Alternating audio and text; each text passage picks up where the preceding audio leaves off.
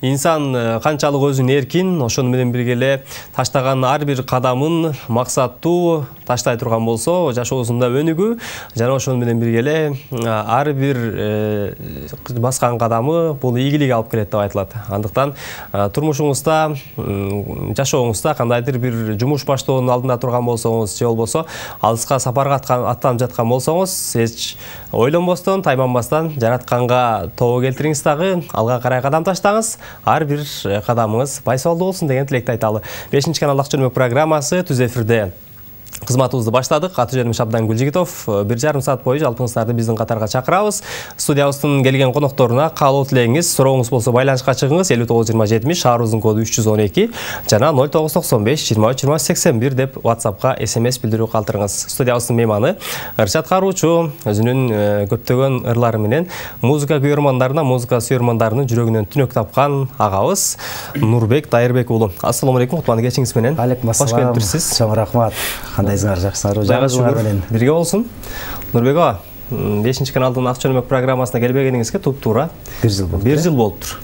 Тамашалап айтышат го, 2022ден 2023гө өтүп атканда 31 декабрь күнү ушуну менен 2 жыл жолугабыз депчи.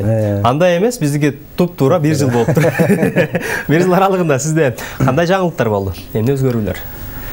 1 жыл аралыгында бизде баягы чыгармачылык адам болгондон кийин сөз түрдө баягы көбүнчө жаңылыктар чыгармачылык жагында болот. Ошондуктан баягы башка ырчылардын катарын толуктап мен дагы жаңы ырлар менен алектендим дегендей жаңы ырлар жазылды. Кудай буйрса, 2 күн мурда дагы азыр соц тармактарга чыгара баштадым. Бахадыр Карабаев деген байкебиз 96-жылдары ушул аябай хит болгон ырлардын бири Жаз деген чыгармасын ретро ырларданбы? Ретро ырлардан жаңыртып, жаңыча аранжировка менен жаздырып чыктым. Кудай буйрса, эми алдыда күбө болосуздар. Нурбек ага, сиздин чыгармачылыгыңызда тыныгуу болуп калды да. Кээ бир инсандарда, чыгармачыл инсандарда ушундай бир учур болот да. Чыгармачылыктын кризисиби? Чыгармачылыктын кризиси дейбизби, же болбосо башка жумуш менен алектенип кетип, кайсы бир мезгилин күтүп, өзүнүн күйөрмандары үчүн бир жакшы жаңылык жасайт да. Сизден эмнени күтсөк болот? Меники эми чыгармачылыкта баягы пауза деле болгон жок деп ойлойм, потому что мен баягы башынан баштап эле аябай катуу киреше элекмин. Баягы бир сиздин катуу киришпей иштегениңиз ушундайбы? Катуу киришсеңиз анан кийин кайра жок болуп кетип, ушундай жай акырындан баягы бирден тепкич ушундай келатам. Быйыл мындай 20 жыл болду ырдаганыма, сахнага чыкканыма. 20 жылдан бери аябай катуу да чыгып кеткен жокмун. Ушул ортодо эле келатам. Жай баракат, кыбыраган карашат болуп элечи. Баягы элдин алды болбосо сөз тиет, артында калсаң, астында болсоң көз тиет, артында болсоң сөз тиет. Ошонун ортосунда жүрген инсандардан турбайсызбы? Бар болуңуз. Анда келиңиз ырдайлы. Кайсы ырды ырдайсыз? Канда суроо талаптар ушуларга көп болот дайыма. Кайсы соц тармактарга чыганбы, каяка ырдасам да унута албайм ырдап бериңиз деген суроо талаптар абдан көп болот. Апам аны көп суранышат деген. Анан бүгүн ушу унута албаймдан баштап ырдап берейин анда. Эфирдин башталышын, жакшы болот.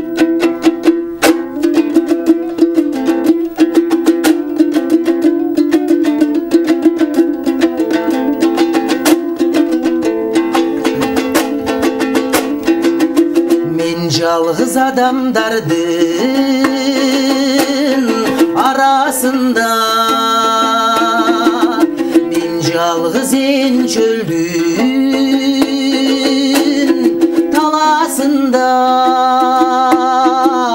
өзүңсүз өткөн өмүр жалган болуп, сен кайда, мен бул жакта каларымда. Өзүңсүз өткөн өмүр жалган болуп, сен кайда, мен бул жакта, мен кайда, сен ал жакта каларыңда.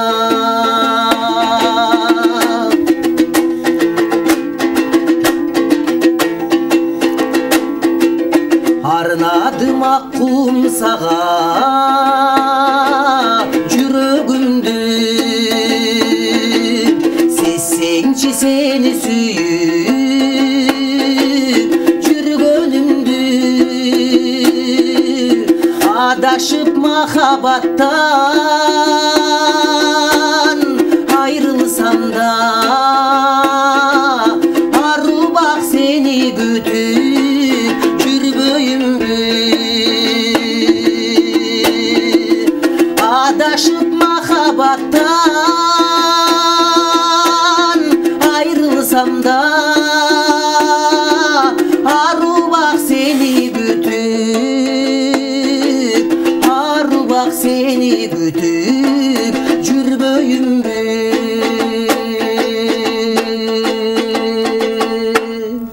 Бале, кол чабалы, чындыгында канчалык ырдалса дагы кулактын ушундай бир жагымдуу эмоция тартуулаган, жан дүйнөдөгү сезимдерди ойготкон жакшы чыгарма, ыраазычылык билдирели.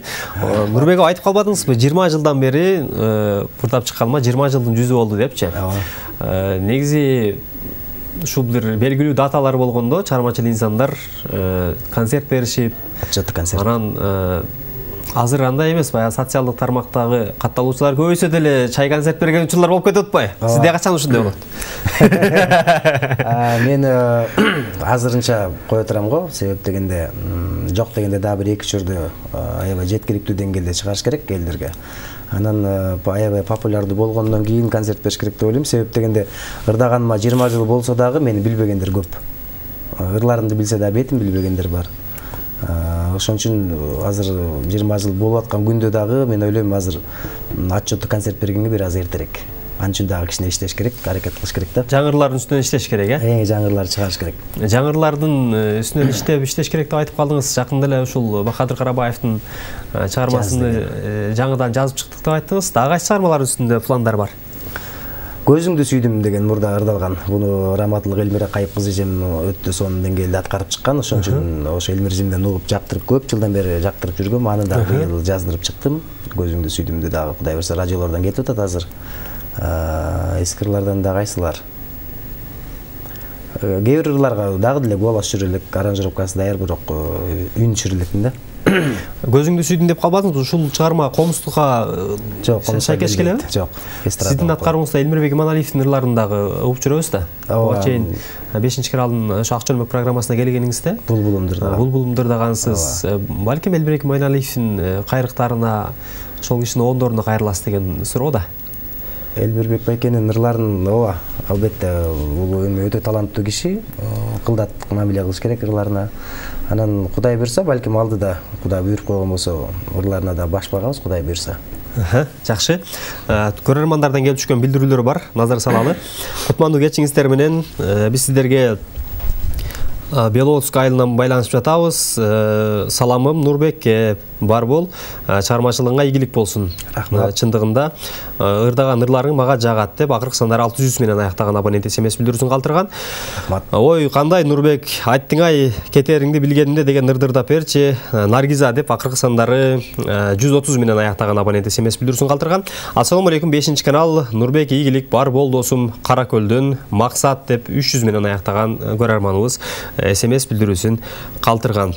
Рахмат. Ассаламу алейкум, кутмандуу кечиңиздер менен Нурбек Дайырбек уулунун чыгармачылыгына ийгилик каалаймын.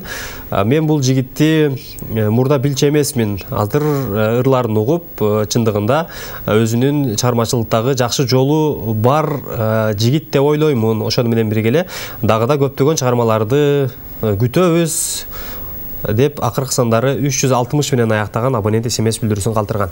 Кутмандуу кечиңиздер менен саламатсыздарбы? Эфириңиздерге тунук эфир каалайбыз.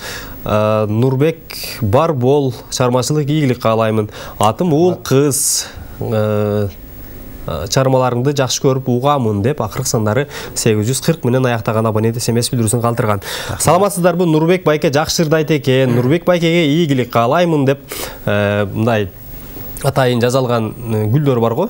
Ошондой гүлдөрдөн жиберген экен мынакей. Көрөрманыбыз көрсөтүп коюңузчу деген экен, көрсөтүп коелу. Чоң рахмат. Мынакей.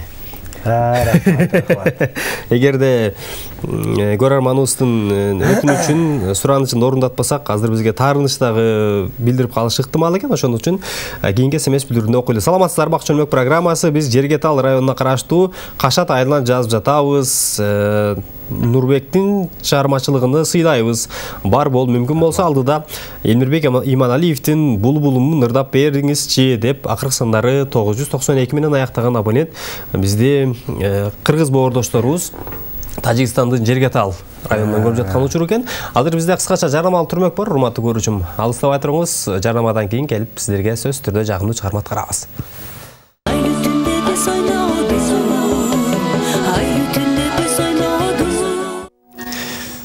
Түн канчалык караңгы болсо дагы агарып аткан таң бар экенин унутпайлы. Көрүп жатканыңыз 5-канал Ак Чөлмөк программасы. Бүгүнкү кечте сиздер менен Ак Чөлмөк программасынын алкагында Нурбек Дайырбек уулу өзүнүн болуп аткан жаңылыктары, ошону менен бирге эле жаңы чыгармалары тууралуу сүйлөшүп жаткан учурубуз. Сизде сурооңуз болсо байланышка чыксаңыз болот.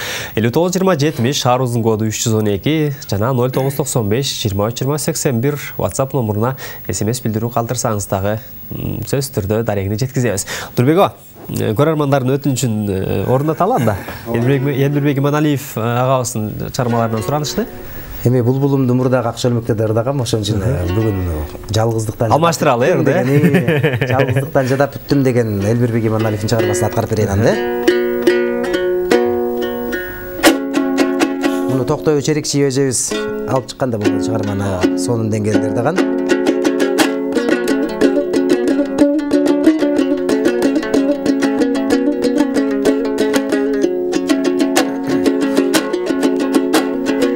Жамалы белең берметтин, жабыркап жүрөк дегдеттин. Кароосуз калган кайыктай, кайыр кош жаным сен кеттиң,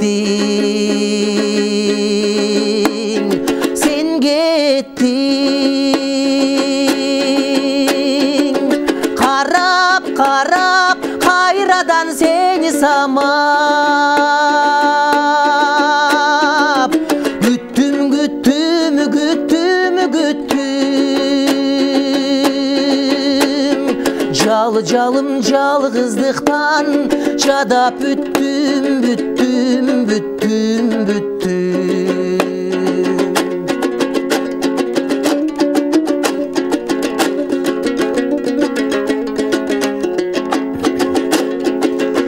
Көпөлөк гүлгө кона албай, көңүлүм сыздап тола албай. Серпилип жүрөк кыйналды, сендейлер сендей бола албай, бола албай. Карап, кайрадан сени самап, күттүм, күттүм, күттүм, күттүм. Жан берген жалгыздыктан жадап бүттүм, бүттүм, бүттүм, бүттүм. Жалгыздык жашоодон да тажап бүттүм, бүттүм, бүттүм, бүттүм. Бале, ушундай жагымдуу чыгармадан кийин түз байланышта көрөрманыбыз бар, кабыл алабыз. Алло, саламатсызбы? Кутмандуу кечиңиз менен. Саламатсыздарбы? Саламатчылык, кош келиптирсиз. Түз байланыштабыз. Алдагы ырдап аткан жигит аябай жакшы ырдайт деп апам ыраазычылыгын билдирип атат. Рахмат, ушу Алла разы болсун, аябай жакшы ырдайт экен. Чоң рахмат, ыраазычылык билдирели. Атыңыз ким, таанышалы эжеке? Өмүрү узун болсун, ак жол тилейбиз. Рахмат. Каяктын баласы дейсиз? Көлдөн болом, Ысык Көлдөн. Ысык Көл районунан Корумду деген айылдан. Атым Индира, Таластан болобуз биз. Чоң рахмат. Эже бар болуңуз. Сизге дагы үй бүлөлүк бакыт, ден соолук каалайбыз. Апаңызга бизден салам айтып коюңуз. Мейлиңиздер, рахмат. Бар болуңуз. Чоң рахмат. Асыл билдирели. Ушун менен катары эле келип түшкөн билдирүүлөргө дагы назар салалы. Кутмандуу кечиңиздер менен иним Нурбек ийгиликтерди каалаймын. Чолпон атадан эжең үй бүлөң менен бактылуу бол деп акыркы сандары 921 менен аяктаган абонент SMS билдирүүсүн калтырган. Кутман кечиңер менен 5-канал ийгилик, Нурбек талантыңа таазим, чыгармачылык ийгилик каалайм. Эжең жаңыл деп акыркы сандары 355 менен аяктаган абонент SMS билдирүүсүн калтырган. Саламатсыздарбы, Нурбек байке, өзүңүздү бир тааныштырып коесузбу? Мени жолдошума арнап, опей, кое туруңуз. Окуйлу жакшылап. Мени жолдошума арнап сүйүүнү кандай сезмекмин, сүйбөсөң эгер мен сени деген ырдырдап бересизби, мүмкүн болсо деп акыркы сандары 173 менен аяктаган абонент SMS билдирүүсүн калтырган. Урматтуу көрүүчүм, үйүңүздө кандайдыр бир турмуштун өйдө ылдый болуп жаткан болсо, кайгырбаңыз, капаланбаңыз, бүт баары убактылуу нерсе. Эң негизгиси ачуу калтырбай, баарын сабырдуулук менен, терең ойлонуу менен чече турган болсоңуз, сөзсүз түрдө бүт баары жакшы нукта кетерине мен ишенем. Андыктан ушул эрежелерди кайталап көрүңүз. Негизи Нурбек бизди жаңыдан кошулган көрөрмандар дагы азыркы учурда байланышып жаткандыгын сезип атабыз. Өзүңүз тууралуу кыскача маалымат берип коюңузчу. Мен Нурбек Дайырбек уулу деген ырчы болом. Скөл областы Скөл районунун Корумду деген айылдан болом. Туңгуш жатырда эмгектенгем. Мен 2003 жылдан 2008 жылга чейин Өзбек Өзбековдун колунда тарбиялангамын. Ошол жактан Роза Шакирова экөөбүз чогуу ырдап таанышып, анан экөөбүз дуэт ырдап калганбыз. 2003 жылдан бери сахнада жүрөм. Мына ушундай кыскача маалымат. Урматтуу көрүүчүм. Жана билесизби, кичинекей убакта бая өзүңөр тууралуу баян жазгыла десе баштайт элек го. Мен паланчы түкүнчү деп. Бул жерде төрөлгөм. Ата-энең тууралуу жаз деген ата-энем. Кедейди каны билесине төрөлгөм. Мынчачылар. Ушундайчылар болуп бересиздер дагы. Мен де жазсак керек. Бирок кедейди каны деп биз жазбай калдык го бирок. Жо баягы учурдагылар. Ата-энем кедейди каны үй бүлөсүндө төрөлгөн экен депчи, ата-энең тууралуу жаз дегендечи. Кичинекей убакта меники эми мактанбай эле коем, бирок меники хандын тукумдары, хан. Болду, анда ушул жерде токтотолду. Нурбек баягы 20 жылдын аралыгында мисалы үчүн оңой эмес да. Кээ-бир инсандар чыгармачылыктын түйшүгүн 2-3 жылда эле сезип туруп, кой бул оокат меники эмес экен, башка эле оокат кылайын деп баягы багытын алмаштыргандар болот да. Ооба. Сизде деле мындай кыйынчылык болобу? Менде албетте баягы жана айттым го, чыгармачылыкта кризис депчи, баягы ар кандай болот, өйдө ылдый учурлар болот, бирде болот, бирде болбойт дегендей. Сонун ырлар жазсаң, ал ырларың чыкпай калган моменттер болот. Анан бирок мен ойлойм, мен сахнага жаралгам. Кичинекей мен тилим чыккандан баштап ырдайм. Мен ырсыз тура албайм. Сөз түрдө ырдайм. Кандай күн болбосун, кандай чыгармачылыктын бир оорчулугу болобу, кандайдыр бир тоскоолдуктар болгон күндө дагы Кудай берген үндү албетте өмүрүм өткөнгө чейин ырдайм. Ырчылыкты тыштабайм. Себеп дегенде бул менин жана көп ырчылар айтып калышат, бул менин хоббим депчи. Мен ошол жакпайт ушул нерсе магачы. Хоббиңиз эмеспи сиздин? Хоббим эмес, бул менин өзүмдүн кесибим. Мен өзү Бешнәлибада окугам. Бүйсара Бешнәлиев атындагы университетте. Ошол ырчы болом деп келген бул чөйрөгө. Демек, өмүрүмдүн акырына чейин ырдайм, Кудай буйрса. Негизи ушунду айткан туура окшойт деп ойлоп калдым мен Нурбек ага. Себеп дегенде бая мен хоббим дегенде мен бул жака көп деле мындай маани бербеймин. Ошондой каласам ырдап коем, каласам ушул нерсени жасап коем дегенде. Ошол нерсе мага жакпайт такыр. Анда кетсин да, ушул хоббибиз менен башка хобби кылып, кет ажак. Саны бар, сапат жок, ырсын санын көбөйтпөчү, туурабы? Жетишебиз биз ырдайбыз дегендер. Башка Башка оокатын кылсын да. Хоббибиз дейт, анан сөмкө барсаң жан талашып сенен талашып, очередь талашып отурушат. Ким ошолор? Аттан айткан эмес деп калбайм. Сеттен айтайм, жебериш барак жазайын. Тамаша. Жок, анткени мен могул сиздин айткан сөзүңүз ушундай бир мындай жүрөккө жакын кабыл алдым да. Бул менин кесибим, хоббим эмес депчи. Ооба.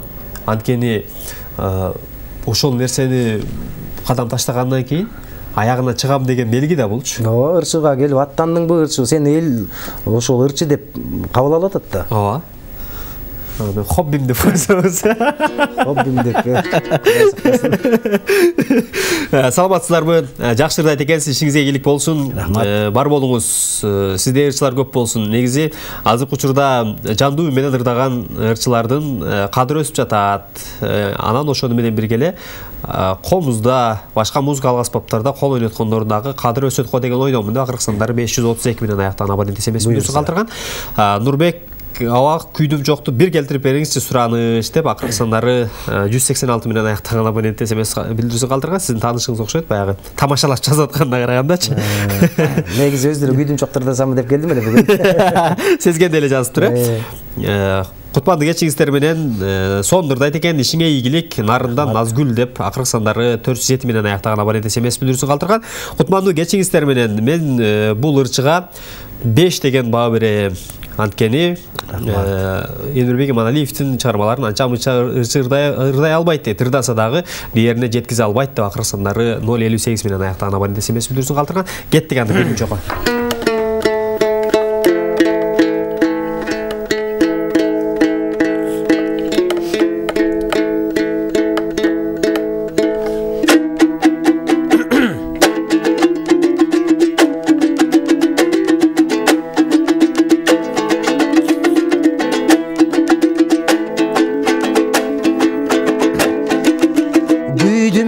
Gana güydüm da güydüm çok ay güydüm bir gana deseme tütün çok yüreğimdün ay başından ay güydüm acı gördü tütün çok ay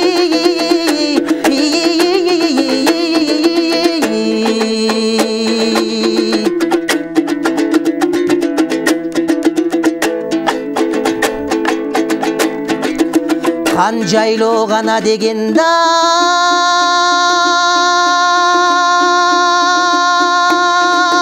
biyik belay oşoğu kar jasa soğoti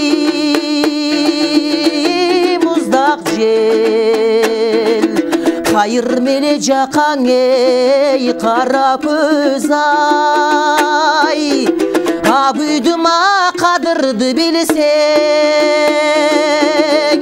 özün bil ay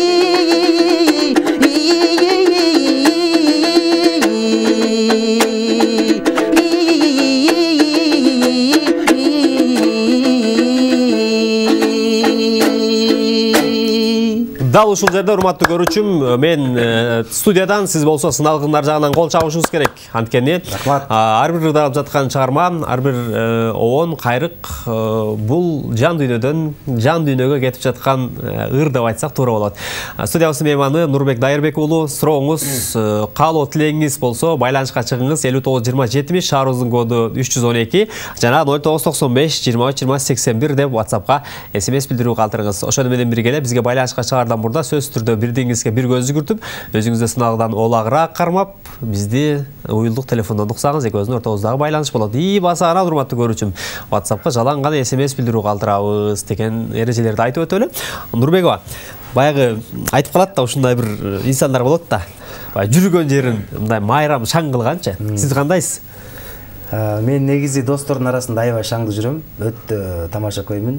Кээ бирөө баягы менден алысыраак жүргөндөр түшүнбөй калышы мүмкүн да, тамашамды таарынып калышы мүмкүн. Эмне деп атат деп.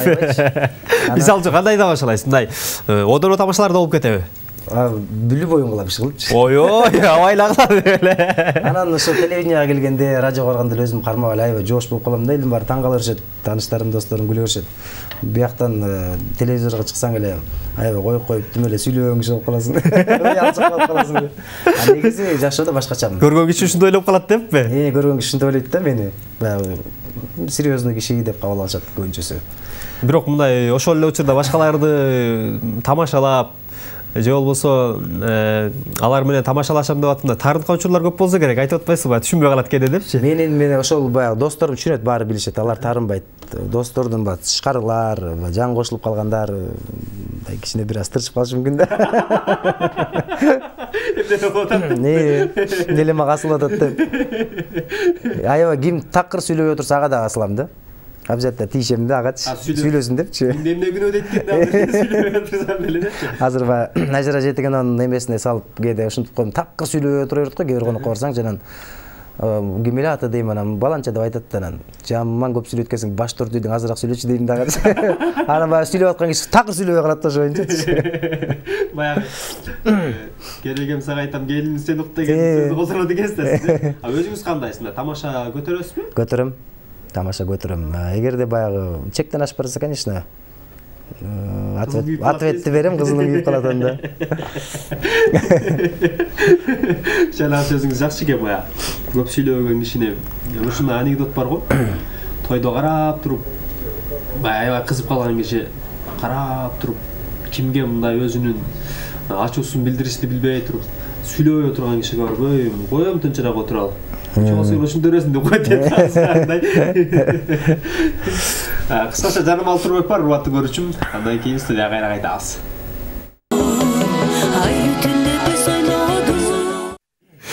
Жашоодо бир гана нерсе бар дейт. Бул бекер, анан баа жеткис нерсе деп. Эмне деп сураганда, бул күлкү деп айткан экен. Ошон үчүн жашоодо ар дайым эле күлүп турганга эмне жетсин деген сөздү айталы. Турбекова, ырдайлычы. Сиздин бука үйрүңүзгө көрөрмандар ушунчалык суу сап турган учуру. Анда нарынга барып келелиге. Кеттик анда. Нарындан жазган саламгат деген сонун чыгарманы айтып берейин.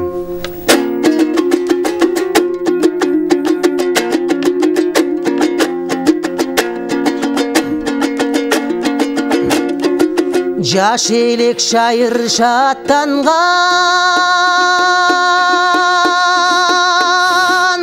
алыска сапар аттанган, кыймылдап поезд баратсаң, кылгырып көздөн жаш тамган. Кыймылдап поезд баратсай, кылгырып көздөн жаш тамган.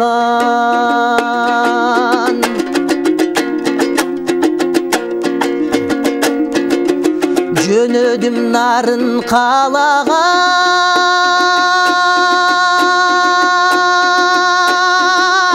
ынагым сенсиң санада,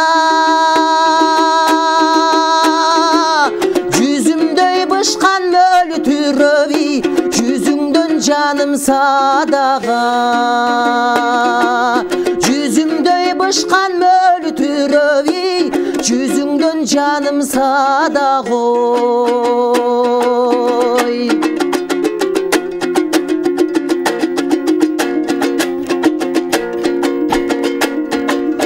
Ойлогон менин көңүл шам, жолуксам деймин кайрабат. Театр ачып жаткандан, нарындан жазган саламгат. Театр ачып жаткандай, нарындан жазган саламгат.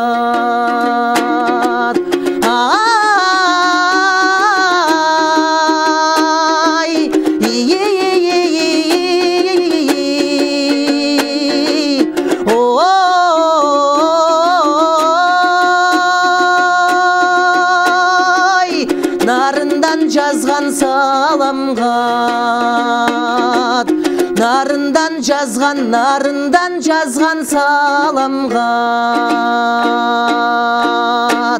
Бале, бар болуңуз, ыраазычылык билдирели. Азыркы учурда биздин Теңиртоо нарындан ошону менен бирге жалпы жети дубаныбыздан Өзбекстандын Наманган, Ажан, Фергана областарынан көрүп жаткан кыргыз боордошторубузга жалпы элибизге 5-кыралдын Ак чөлмөк программасынан түз эфирде салам айтабыз. Жалпыңыздарды бүгүнкү кечте биздин катарга чакырабыз. Нурбек Тайырбек уулуга сурооңуз, каалоо тилегиңиз болсо байланышка чыгыңыз. 592070, шаарыбыздын коду 312 жана 0995 23 2081 деп WhatsApp'ка SMS билдирүү калтырыңыз. Саламатсыздарбы? Нурбек ага аябай таланттуу, үлү таза адам. Биз сизди бийиктиктерде багындырууңузду күтөбүз. Мүмкүн болсо көбүрөөк ырларды ырдап, көбүрөөк аракеттенсеңиз, эмгектенсеңиз деген сунушта айтак элем дейт. Акыркы сындары 556 менен аяктаган абонент. Ассаламу алейкум, кутмандуу кечиңиздер менен. Мен аябай сондурдайт экенсиз, үнүңүзгө береке, өнөрүңүз өркүндөй берсин, чыгармачылык ийгилик каалаймын деп 591 менен аяктаган абонент смс билүүсүн калтырган. Саламатсыздарбы? Кутмандуу кечиңиздер менен. Нурбек, ден соолукта бол, чыгармачылык ийгилик каалайбыз. Үйүң аябай таза экен, көбүрөөк эмгектен деп акыркы сандары 507 менен аяктаган абонент смс билүүсүн калтырган. Түз байланышта көрөрманыбыз бар. Алло, саламатсызбы? Алло, саламатсыздар. Кутмандуу кечиңиз менен түз байланыштабыз. Алло. Саламатсызбы? Кутмандуу кечиңиз менен, урматтуу көрүүчүм. Саламатчылык. Рахмат, биз Токтогулдан чалып атабыз. Кош келиптирсиз. Кош келиңиз, сизди кутабыз. Урматтуу көрүүчүм, келиңиз, сыналгыдан эмес, уюлдук телефондон сүйлөшөлү. Биз Токтогулдан чалып атабыз. Нурбектин ишине ийгилик. Аябай жакшырдайт экен. Менин балам бай болгон, биз жакшылардан ырза берип койсунчу. Болуптур, сүйлөштүк. Жарайт, чоң рахмат, ыраазычылык билдирели. Нурбек ага, баягы эл ичинде мындай сөз бар го. Сен канчалык аракет кылсаң дагы, эгерде жараткан Кудай тарабынан сага бир оомат ийгилик бербесе, анда баскан кадамың максатсыз боло берет депчи. Бирок мен кээ бир учурда ойлой берем да, эмгектенүүнүн артында жыйынтык болсо керек депчи. Кошуласызбы сөзгө? Негизи мен жанагы биринчи кошулам да. Себеби канчалык жанталашпа, канчалык аракет кылбай, эгерде Кудайдын буйругу болбосо, болбойт да. Анан кээ бирөөнү баягы туруп деле окуп атпай, даже өзү түшүнбөй калат да. Эмне болуп кеткен? Кандай, мисалы жана жакында эле чыкты, Бегимай деген ырчы кыз чыкты. Канча жыл жүргөн экен, окуган экен университетте. Бир күнү эле дүң деп чыга калды, өзү да түшүнбөй калды да. Бир түндө жылыс болуп кеткенин билбей калды да. Баягы бизге берген интервьюсунда айтып атпайбы? Мен өзүм деле ойлогон эмесмин деп атам деп. Ошол кээ бирөөнү баягы Кудайдын көрдүңбү, буйругунан болот экен. Сен могу кезде чыгасың, ушул кезде ырдайсың деген бир өзүнүн Кудайдын алдыда койгон эмелери бар экен да. Мен ошого ишенем толугу менен. Бирок канчалык баягы жанталашып, хайп кулаган менен жөн гана ал кадамдар максат болуп калышы мүмкүн экен да. Эми көбүнчөсү ошондой эле болуп калат да. Кээ бирөөнүн арасынан иргелип эле чыгып кетпесе. Мисалы биз Роза көз Карабачын ырдап чыкканда деле ошончо болуп кетет деп ойлогон эмеспиз. Биз өзү деле түшүнбөй калганбыз. Радиого апарып берип койдук ырдап. Андан кийин эле дүң болуп кетти. Базардын баары анда диск болчу. Базардын баары Карабач болуп кетти. Маршрутка түшсөк, маршрутканын ичинде элдин звоногунун баары Карабач болуп калганда аябай сүйүнгөнбүз да көзүчү. Биз ырдайбыз деп айта албайчы. Негизи ушул Роза Шакирова менен ырдаган ушул чыгармаңызда ошол учурда, бирок азыр деле мындай ордун жоготкон жок да. Сиздерде план барбы Роза менен дагы дуэт ырдайбыз деген? Роза көз дагы Арман Айарман деген ырдырдаганбыз. Обону Асылбек Өзбеков атаандык, Эсенгул Ибраевдин сөзүнө жазылган Арман Айарман деген. Алды YouTube'га кирип карашса, аякта бар.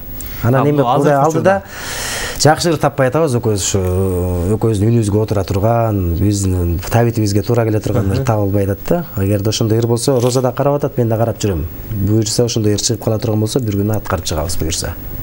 Эгер ошондой ыр боло турган болсо, Роза Шакирова менен Нурбек Тайырбек уулу ошол ырдын багын ачат.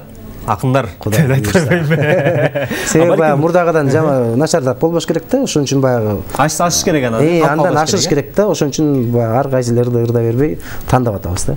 Карабачыны кайрадан жаңыртып ырдадыңыздарбы? Жок, аны жаңыртып ырдай элекпиз.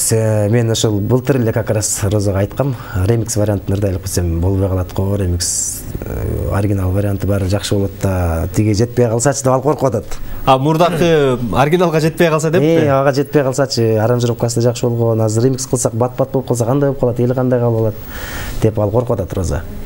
Бирок чындыгында ошондой болуп калышы дагы мүмкүн, кооптонгондо деле баягы негиз бар да. Эми ырдын ремикстары кээ бирөө жакшы чыгып кетет, кээ бирөө тескерисинче жакшы болбой калат да. Узуп калат, кооптуу болуп атат да, ошон үчүн коркунуч бар дегендей.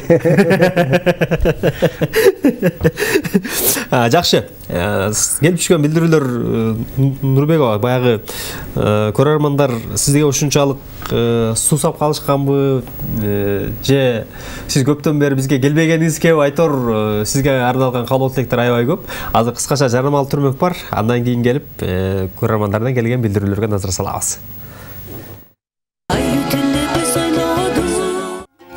Көрөрмандардан келип түшкөн SMS билдирүүлөргө назар салалы.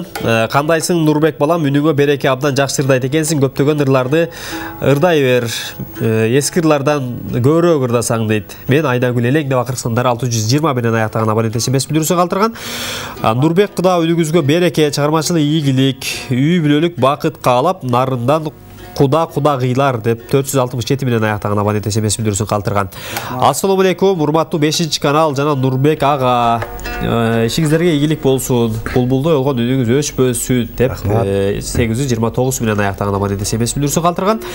Саламатсыздарбы? Акчөлбөк программасы мен Жергетал районуна караштуу Жайылган айылында болом. Нурбек байкенин чарамачылыгын сыйлаймын, бар болуңуз деп 518 менен аяктаган абонент SMS билдирүүсүн калтырган. Үнүңүз аябай жакшы экен Нурбекова дейт. Чындыгында Роза Шакирова менен кайрадан дагы бир дуэт ырдап чыга турган болсоңуздар, элге бир жакшы укулуктуу чыгарма болот деп мен ишенем. Эл зат деп 230 менен аяктаган абонент SMS билдирүүсүн калтырган. Кайсы армандыктар? Эски ырлардан деп атабы? Анда Эстебес Турсуналиев атабыздын ынтымак деген ырын ырдап берген, жакшы болот. Эстебес атаныкы, оны Роза Аманова эжебизге таандык.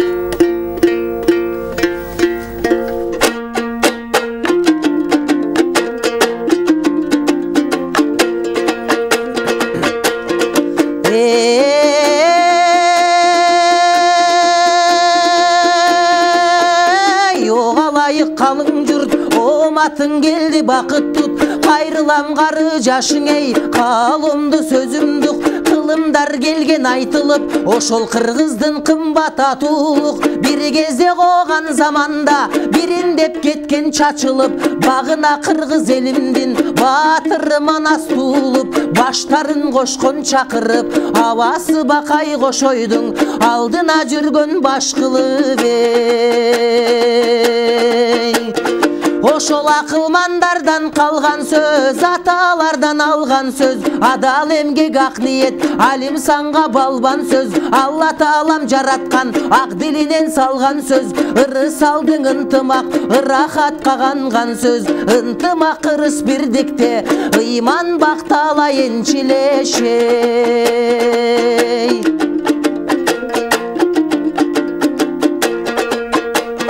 Жадыраған мемирек, жайдай бір болот ынтымақ. Жан-жаны бар барына, балдай бір болот ынтымақ. Жанып тұрған жарқырап, шамдай бір болот ынтымақ.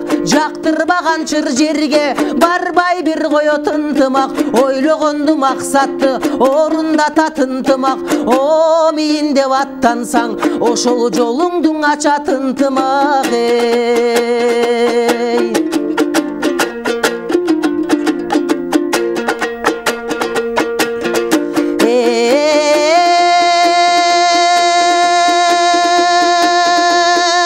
Ынтымағың жоқ жерде имансыз ешің жарытпайт. Таңырбаған жараң айықпайт. Ырық кетіп бағың тайыздайт. Ысық дос жолдош алыстайт. Ынтымақ жақшы, ырық жақшы.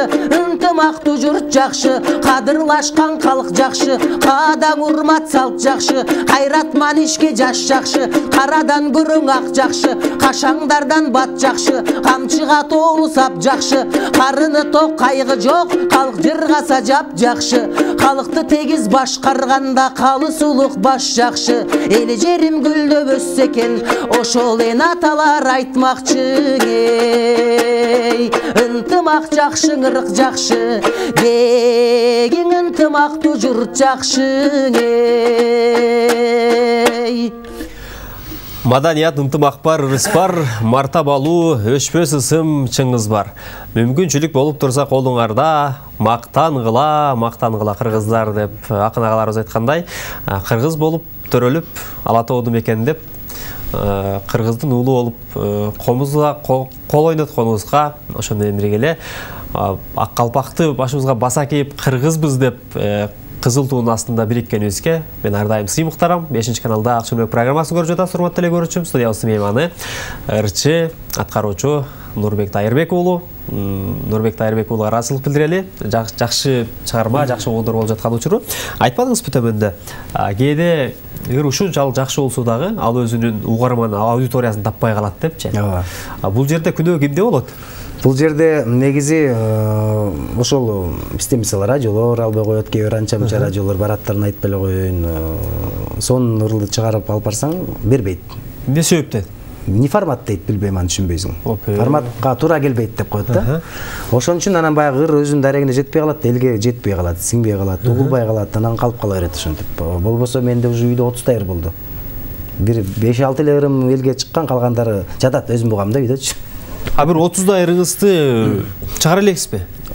Чыкпай эле жатат да. Анча-мынча радиолордон кетет, кээ бирөөнөн кетет, кээ бирөөнөн кетпейт, кээ бирөө вообще эч жактан кетпейт. Жазылып эле жатат үйдө. Демек кырдын өмүрү жөн эле өтүп атыптыр да, ошондой болуп калып атат да. Эми азыр аракет кылып атам баягы басымдуулукту баягы соц тармактарга жасап атам да азыр. Азыр элдин көп эле өз алдыңызча эле, өзүңүзчө эле, эч кимге мындай барып YouTube'дан жана TikTok жана ушундай бир соц тармактарга Instagram аркылуу жүктөп атам да азыр эми. Актанып койбойм, 5-канал сиздин клипиңизди байма-бай эле берип турабыз, бирок ошончо эмгек негизи бааланса деп ойлойм да. Ушул берилсе, ушул апарган клиптериң берилсе, апарган ырларың берип турушса, анан элге жеткиликтүү болот да, эл угат, анан кийин өзлөрү ирге алышат да. Нурбек ага, сиз клипиңизди алып келиңиз, биз формат жок эле алабыз сиздин клипиңизди деп койбойбуз. Биз байланышта көрөрманыбыз бар. Алло, саламатсызбы? Кутманды кечиңиз менен. Рахмат. 5-каналдын жамаатына, жалпы ошо жерде иштегендердин баардыгына ден соолук. Чоң рахмат, ыраазычылык билдирели. Ден соолук, иштеринде ийгилик болсун. Рахмат. Биздин уулубуз Нурбекке ийгилик каалайбыз ата-энесинин атынан. Рахмат, мен мамам. Үйүнөн таап. Болсун, эл ичинде дайыма жакшы маанайларды тартуулап жүрө берсин. Бактылуу болсун, үй бүлөсү менен аман эсен болсун. Дайыма ошо элдин жүгүн артып жүрө берсин. Чоң рахмат апа, ыраазычылык билдирели. Рахмат эне. Бар болуңуз. Бар болуңуз. Чоң рахмат. Нурбек абамдын ушундай чыгармачыл инсан болуп калыптанып калуусуна биринчи Кудайдын буйругу, экинчи сиздин берген тарбияңыз, сиздин көрсөткөн жолуңуз. Анткени айтат эмесмин. Апа канчалык өзү тарбиялуу, акылдуу болсо, балдар ошондой болот депчи. Мына сиздин көрсөткөн жолуңузду түз эле көрсөк болот да. Нурбек ага, эфирибиздин убакыты соңуна келип баратат. Убактыбыз тарып баратат. Келип түшкөн билдирүүлөргө назар салалы дагы. Эфирди акырында жыйынтыктайлы. Кутмандуу кеч, көлдөн салам, Нурбек чыгармачылык ийгилик, илим бар бол, сенин талантыңды сыйлайбыз деп көрөрмандарыбыздан келген билдирүүлөр. Рахмат. Саламатсыздарбы? 5-каналдын Акчөмбек программасы ишиңиздерге ийгилик болсун. Жаңы жылыңыздар менен ырчы Нурбекке кааларым чын ден соолук каалаймын, үнүңүзгө береке. Сиздин ырдаган ырларыңыз бизге жакшы дем берет. Ырларыңызды жактырабыз. Дагы көптөгөн ырларды ырдаңыз. Мен Ысык көлдөн жазып жатам, Бөкөн байдан деп көрөрманыбыз эсимесин калтырган. Эгерде бизде убактыбыз болсо, дагы бир музыкалык чыгарманы сураналы. Нурбек ага, чыгармага чейин түз байланышта көрөрманыбыз бар экен, кабыл алалы. Алло, саламатсызбы? Саламат. Кутманды кечиңиз менен кош келиптирсиз. Рахмат.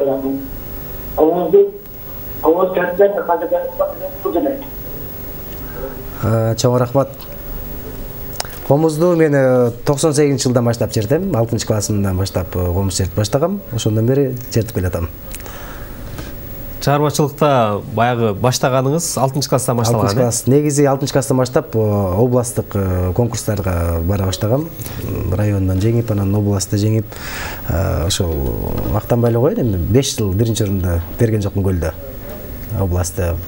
Область боюнча, область боюнча. Мени бардык райондар жаман көрөт эле ал кезде. Угузу эле жаныма сүйлөп өтчү эле, могу дагы келиптир деп. Анан Көлдүн атынан анан Бишкекке келип жүрдүм. Эң жакшы, урматтуу эле көрүшүп, алыстабай тургуңуз, кыскача жарнамалык түрмөк бар. Көрөрмандар үчүн дагы, мен үчүн дагы бүгүнкү күлкүлүү жана кызыктуу болуп жаткан учур. Түз байланышта көрөрманыбыз бар. Алло, саламатсызбы? Алло, саламатсызбы? Кутмандуу кечиңиз менен кош келиптирсиз. Рахмат. Ушу Нурбек кудамды куттуктап ичинде ийгилик каалап, Солто куданын, Гүлмира куданын бала чакалардын атынан ыраазычылык билдирели дегенбиз. Рахмат. Ичинде ийгилик болсун, өмүрүбүздүн болсун темасы менен. Атайбыр ушу эл алдында жаркырап жайнап, жакшы ийгилик жеткеништер менен жүрө берсин. Чоң рахмат. Чоң рахмат. Расыл билдирели. Сиздердин жаңы жылыңыздар менен мен кудагый өскөн үнүнөн тааныдым. Бар болуңуз, Расыл билдирели. Нурбек ага, бир музыкалык чыгарма болсун, андан кийин эфир жыйынтыйлы.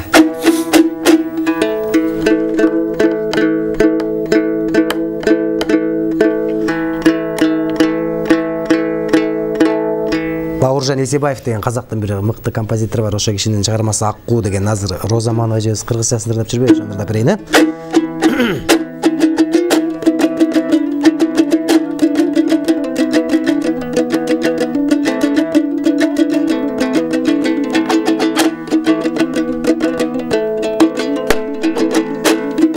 Tağdırım beken tаңдарды sensiz atırdım.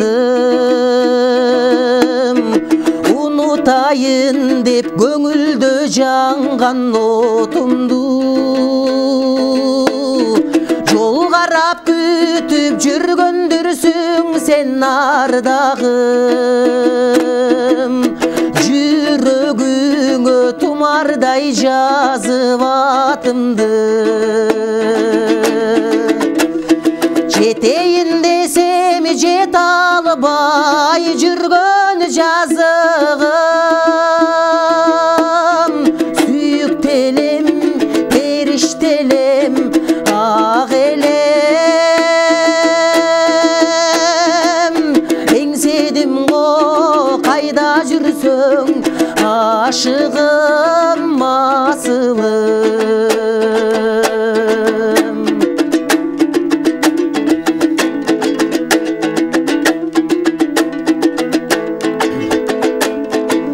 Толкыттың мени есіме түстің тербедің. Алтыным едің, қадырым білмесен менің. Кешірші жаным, оралмас қайта көктемді. Кешірші мені жоғалтқан өмір өрнегін. Жетейін десем жете алмай жүрген жоқпын бау. Сүйкім дедім, періштедім, пәк едің. Аңсадым ғой қайда жүрсің, әдем-ау әдемі. Аңсадым ғой қайда жүрсің, әдем-ау әдемі.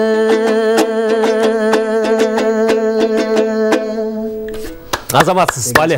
Кол чабалы, чармачылык ийгилик, бейиктеди каалайбыз. Кудай буйрса, баягы кайсы бир белгилүү күндөрдү, белгилүү учурларды күтпөй, өзүңүздүн чармачылыгыңызда чек болбосун. Ошону менен бирге эле өзүңүзгө ден соолук, үйлөрүңүзгө ынтымак каалайбыз. Келип бергениңизге чоң рахмат. Бүгүн кечте аябай бир башкача эфир болду мен үчүн. Буга чейин укпаган маалыматтарды угуп, жакшы маалымат дагы болду. Бар болуңуз, сизге чоң рахмат расыл билдирели. Сиздерге да чоң рахмат. Урматтуу кыргыз элим, бардыгыңыздарга тең аман болуңуздар. Эл жерибизде тынччылык болсун, токчулук болсун, аманчылык болсун. Кыргызстан буюрса гүлдөгөн мамлекеттердин катарын толуктайлык. Көпүрө болуп аткан сиздерге да чоң рахмат. Ушундай эл менен ырчыларды, өнөр адамдарын баарлаштырып, көпүрө болуп атканыңыздарга. Талыкпай эмгектенериңиздер. Ийгиликтер болсун. Чоң рахмат. Урматтуу көрүүчүм, студиясы мейманы ырчы аткаруучу Нурбек Дайырбек уулу болду. Биз болсо эфирдин сапарын алга карай улайбыз.